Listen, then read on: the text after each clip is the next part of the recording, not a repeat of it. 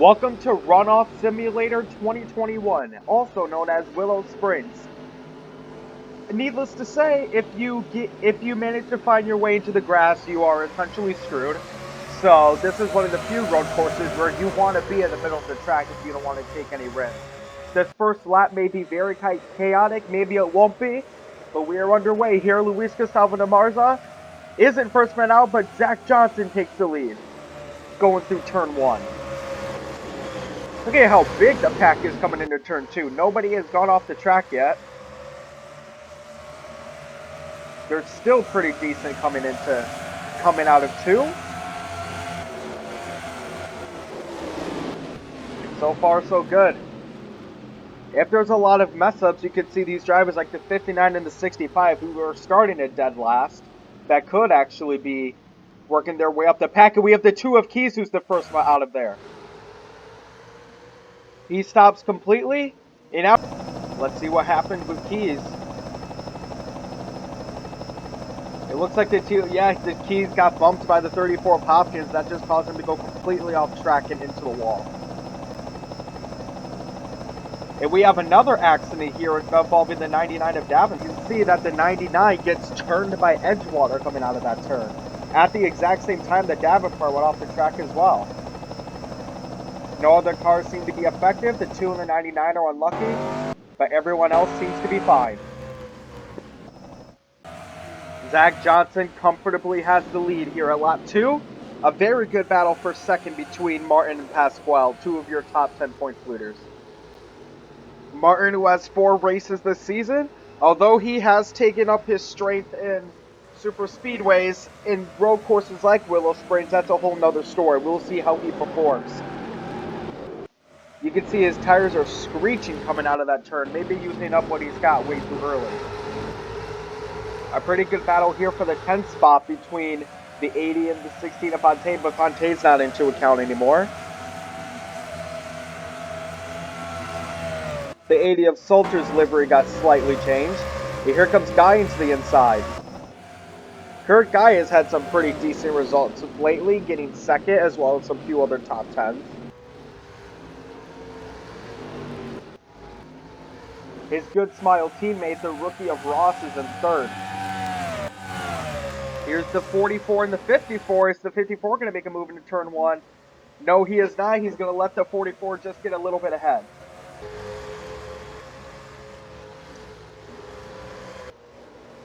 Pretty decent racing here we have. These cars are definitely being pretty aggressive, not too aggressive. Other than the 2 and the 99, it has been pretty clean. And speaking of that, the 99 of Davenport has actually caught back up. He's no longer in last. But how about the 65 of Stevenson? He started last. We have another crash here, the 31 of Moon. Just as I was saying that, the 31 of Moon and the 40 income. Let's see, the 14 and the 31. The 31 is stopped completely and collides into the 40. This is just what a typical Willow Springs race is like. But the leader of Zach Johnson is now on to lap 4. A very good battle for second between Martin and Ross. Rookie versus veteran. Ross has the lead now, but is Martin going to look into the inside? Yes, he is. Martin is way faster coming into the inside. Directly to the right of Ross is Martin. And now Ross takes the lead back. Well, the second place lead back. It seems to be very common in this series that the battle for second. Oh, and Martin's got the bump and run. Is he going to try to make a move on the inside? He's switching lanes here. It seems to be that Martin is going to pull it off, or is Ross still in there? This is very close. Ross is getting into the inside, but Martin has more grip onto the outside. The 54 of Nine is also past Pasquale. While all of this is going on, Zach Johnson is glad that he is not involved in it. It looks like Martin is actually faster out of there. He is clear of second. Half a lap along to Ross and half the lap along to Martin. But here comes another rookie, Nine, looking to get a spot past Ross as well. Toyota versus Chevy coming out of the turn, and they almost made contact coming out of there. Looks like the 7 of Edgewater has decided to pit early, as well as the 9 of Baker. Coming into lap 5, most cars aren't expected to pit until 6, but they're probably pitting now so they don't have to worry about. They can be clear from the rest of the traffic.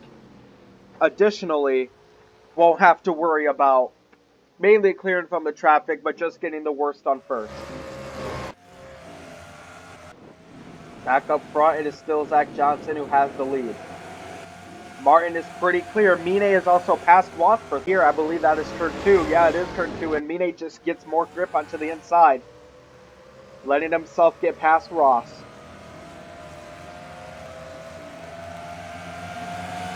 The A and the 44, who are both road course veterans, right behind, with those Sherwood following. The last car in the top 10 is the 80, but the 3 has overtaken the 80, and now the 80 and the 16 are battling for the 10th spot to get those points. The fastest lap at the moment belongs to Levante Martin at 1:23.761. We'll see if that changes after these tires. It seems to be the second lap is always the fastest. Martin almost into the grass there.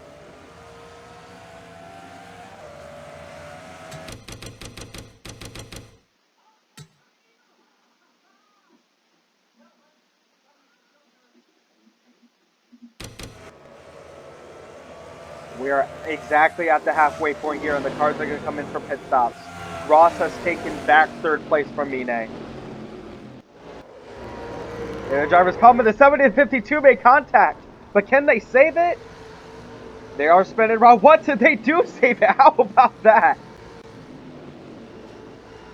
And now the 54, and now it's the 39 of Ross who's going to be the first into the pits.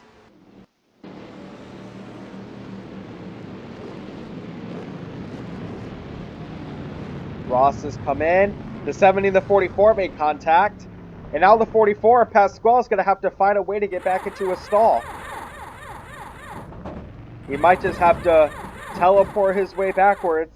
Yep, that's what he's doing right now. He's probably going to have to wait there until they get off there. The 39 of Ross is completely out and crashes into Martin. This is probably the worst pit stop I've ever seen. Pasquale's finally in his pit stall. Fontaine gained a bunch of positions, and you can see Baker and the 70 of Martin is all dented up from the front of Ross. But Edgewater seemed to have the right strategy. He is in front at the moment, but he's not going to have... His tires are going to be slightly more worn than Morrison Jr.'s. Very crowded racing going on here. The 65 of Stevenson has also made a bunch of positions, probably because he was in the back and didn't have to worry about all the bullcrap that was happening at the front. Now the 65, now Stevenson's getting past the 8.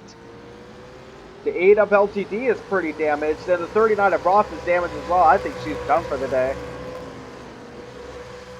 The 70 of Martin is very slow as well. Oh, did we just have cars come off? Yeah, the 16 of Fontaine gets dumped by the 96 of Kronberg.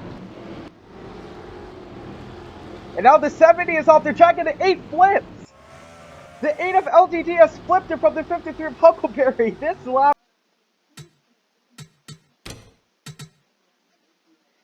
This Martin goes off the track, tries to merge back in without realizing, and causes LGD to turn the 53 to flip him on his side.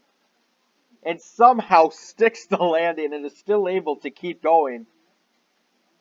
This is Willow Springs for you. If I had to describe one lap 7 of this race, could not have described Willow Springs. Morrison Jr. has not passed Edgewater yet, but he is on fresher tires in the 7. Looks like the 7 did take the correct strategy of pitting earlier, be able to get away from all the mess. As well as the 65 of Stevenson. He qualified in dead last and is now in 7th, battling for 6th with Lamarty. Stevenson into the inside. Is he going to try to get into the top 5? If he gets past Salter, he will be. Morrison Jr. has worked his way up closer to the front of the pack.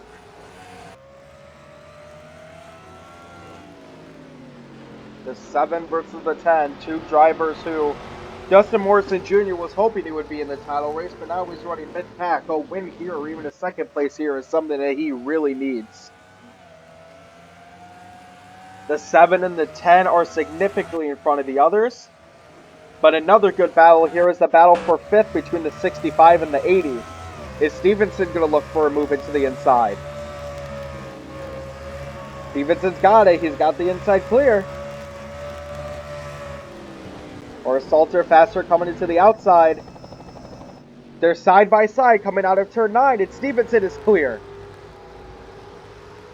For the first time this season, Roger Stevenson finds himself in the top 5. Back up front, Morrison Jr. has worked his way closer to Edgewater. Those fresher tires from Morrison Jr. seems to be paying off. I don't know if Edgewater can hold back for these couple of laps.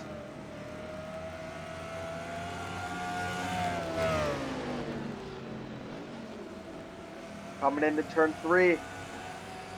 The 7 versus the 10 for the lead. You can see that there are some lap cars ahead of them. LGD, the 2 and the 99 are all lapped. The 39 and the 70 of Martin have retired.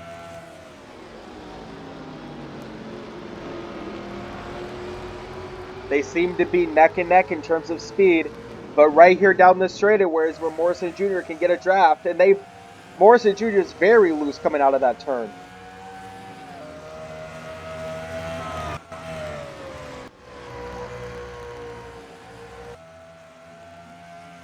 It's almost turn 9. It's going to be 2 laps to go coming out of here.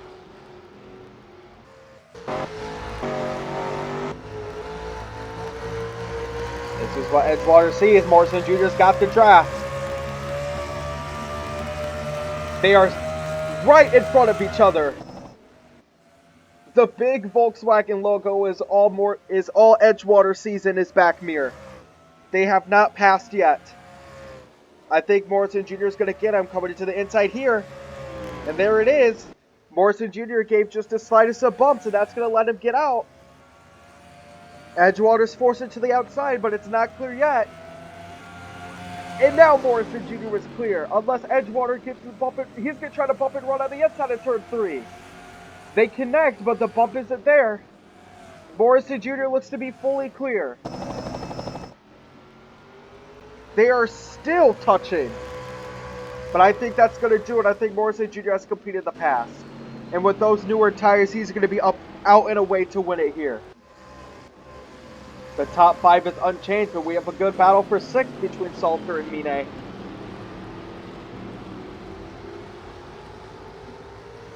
And now, is the 54 going to make a move? The 54 is into the grass.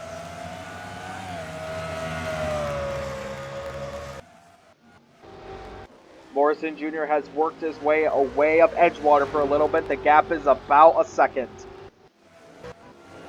In this battle for 6th, Mine's looking to go into the inside to get past Salter. Can he pull it off?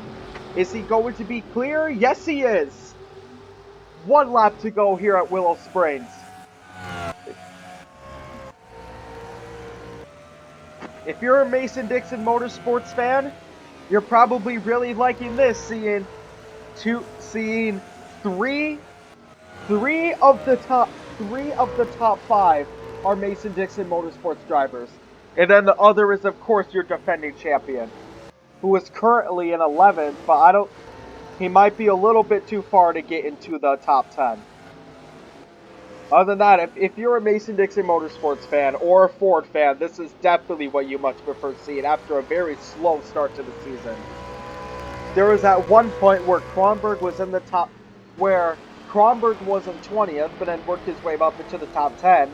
But then every other driver was in the bottom 7. But this Willow Spring race has definitely proved what they are really capable of. Stevenson, who is in dead last, is going to get the first top 5 of his career. Noonan's going to get his first top 5 of the season. And Edgewater is going to get and Edgewater is also going to get his first top 5 of the season. But with all that said, Dustin Morrison Jr. is coming out of turn 9, and he is going to win here at Willow Springs. Another unique winner for the season. Edgewater in 2nd, Noonan in 3rd, Baker in 4th. Stevenson in 5th, and we have a pretty good drag race here for 8th, 9th, and 10th. It's going to be Lamarty in 8th, Salter in 3rd, and the 59 of Crowley in 10th. Lap 7 was one. I'm just going to be honest with you.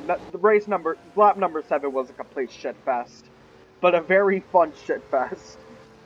Congratulations to Dustin Morrison Jr. and congratulations to Mason Dixon Motorsports for finishing 3 out of the top 5 positions.